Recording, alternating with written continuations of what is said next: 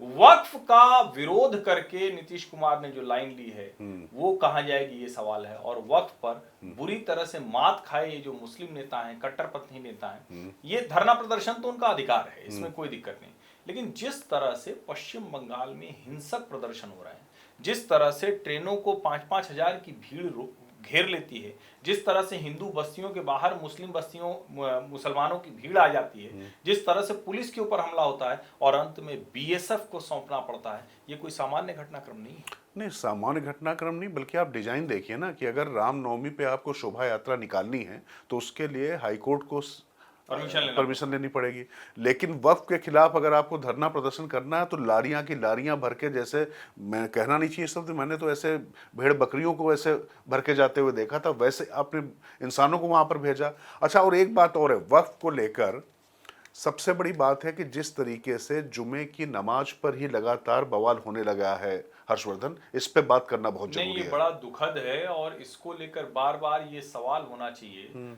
2:46 पर वो पूर्व रेलवे की वो विज्ञप्ति है, भैया आपने नमाज पढ़ी है, नमाज के बाद आप घेरने, पत्थर चलाने, लड़ाई लड़ने, आग लगाने, लूट करने, ये सब चले गए। ये कौन सा मजहब है भाई? अच्छा। और मुसलमान जहां बढ़ जाएगा, मुर्शिदाबाद में मुस्लिम आबादी ज्यादा है, वहां इस तरह से हफ्ते भर के भीतर 2-2, 3-3 बार वहां दंगे की स्थिति आ गई। क्या मतलब ये डराता नहीं है?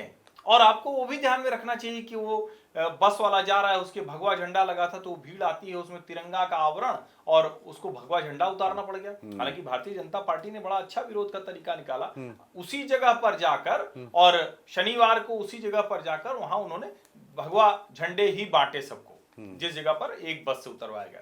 तो ये लड़ाई तो हो गई। पश्चिम बंगाल कुछ मतलब होता हुआ दिख रहा है राजनीतिक। नहीं, पश्चिम बंगाल में, मैं फिर कह रहा हूँ पश्चिम बंगाल, अभी हम तमिलनाडु पे भी चलेंगे, दोनों जगह जिस तरीके की एक डेस्परेशन दिखाई पड़ रहा है वहाँ के नेतृत्व में, जो सत्ताधारी है, हाँ। वो साफ साफ दिखाई पड़ रहा है कि कहीं ना कहीं कुछ ज़्यादा ही गड़बड़ है। और जिस तरीके से मैं, लेकिन इस मामले को थोड़ा और लेने जाना चाहता हूँ, इबादत गाह अदावत गाह नहीं हो सकती। बिल्कुल ठीक बात। आपकी इबादत भी ऊपर वाले को तभी मंजूर होती। मैं कोई इस्लामिस्ट स्कॉलर नहीं हूं, जो मेरी तमाम मौलानाओं से और जो पढ़े लिखे जो आलिम फाजिल लोग हैं उनसे जो मेरी बात हुई है, उनका साफ कहना था कि जब आप वहां पर जाते हैं तो किसी भी तरीके की राजनीतिक तकरीर या जब चीजें होती हैं तो वो अल्लाह को मंजूर नहीं होती, कबूल नहीं होती।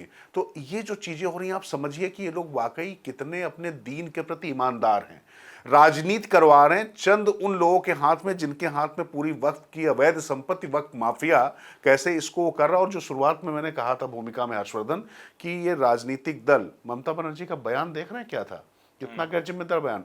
ये बिल तो मोदी सरकार लाई है तो उनसे पूछिए क्या हो रहा है। तो क्या लगा दिया जाए राष्ट्रपति शासन? नहीं, उनके जो नहीं, फिर राष्ट्रपति शासन लगा दिया जाए। नहीं, लगा तो देना चाहिए, लेकिन लगाएगी नहीं मोदी सरकार। हाँ, मोदी जी जो है वो उत्तराखंड के बाद उन्होंने हिम्मत की नहीं है, वो चाहते नहीं है। लेकिन मेरा तो ये मानना है कि चुनाव राष्ट्रपति शासन में होना चाहिए, तभी वहां निष्पक्ष चुनाव हो पाएगा। बंगाल की स्थितियां बहुत खराब हैं और उनके मंत्री सिद्दीकुल्ला चौधरी क्या कहते हैं कि हम 5 लाख लोगों की भीड़ लेकर उतर जाएंगे, यहाँ इकट्ठा कर देंगे।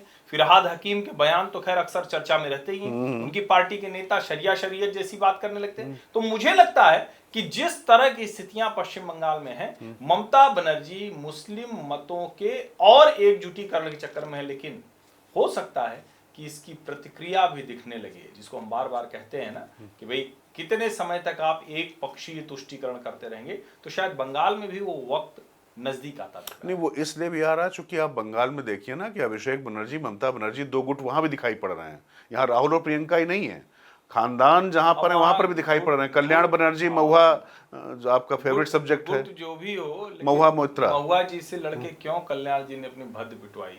महुआ जी से तो ये सरकार नहीं लड़ पाई। महुआ का ही कल्याण कर लिया भाई। महुआ के आगे कोई रहता है? महुआ मतलब महुआ है, उसके आगे कोई क्या करेगा? अब महुआ के आगे लड़े, कल्याण हो गया उनका। ऐसा कल्याण हुआ कि सौगत राय ने कहा कि ये तो यही सब करते रहते हैं, जेपीसी में भी बोतल फोड़ दी थी, ये कर दिया था, वो कर दिया था। और यहाँ इसको ये भी समझिए ना कि महुआ मोइत्रा, इसका मतलब पार्टी में इतनी महत्वपूर्ण और इतनी ताकतवर हो गई है।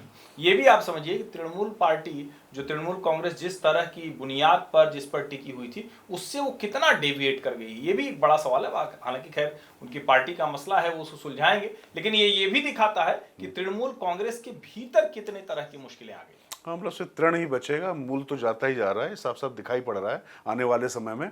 और सबसे बड़ी बात जो आप कह रहे हैं ना कि महुआ या ये दरअसल पार्टी के अंदर जिस तरीके से संतोष है तमाम गुटों में, उसको भी सौगत राय का भी बयान, उस पर कल्याण बनर्जी की प्रतिक्रिया, ये लगातार नीचे तक दिखाई पड़ रहा है हर्षवर्धन। और मुझे लगता है कि ये जो मुस्लिम तुष्टीकरण की जो सारी सीमाएं, अच्छा ये तुष्टीकरण से ज्यादा ये अराजकता की तरफ अराजकता है, तुष्टीकरण से बहुत आगे जा चुका है। और जिस तरीके का ये आतंकी हरकत है, ये शब्द थोड़ा कठिन हो सकता है, सख्त हो सकता है, लेकिन जिस तरीके से ट्रेन रोकी गई और किस बात पर रोकी गई, अरे भैया जिन बाबा साहब के संविधान को लेकर आप घूम रहे हो, उसी संविधान की प्रक्रिया के अनुसार पूरी चर्चा के बाद किसान आंदोलन के समय आपने कह दिया था कि हमें समय नहीं दिया गया, ये तो जेपीसी में भी गया, जेपीसी से भी लंबी चर्चा हुई, उसके बाद सदनों में 14-14 घंटे चर्चा हो गई।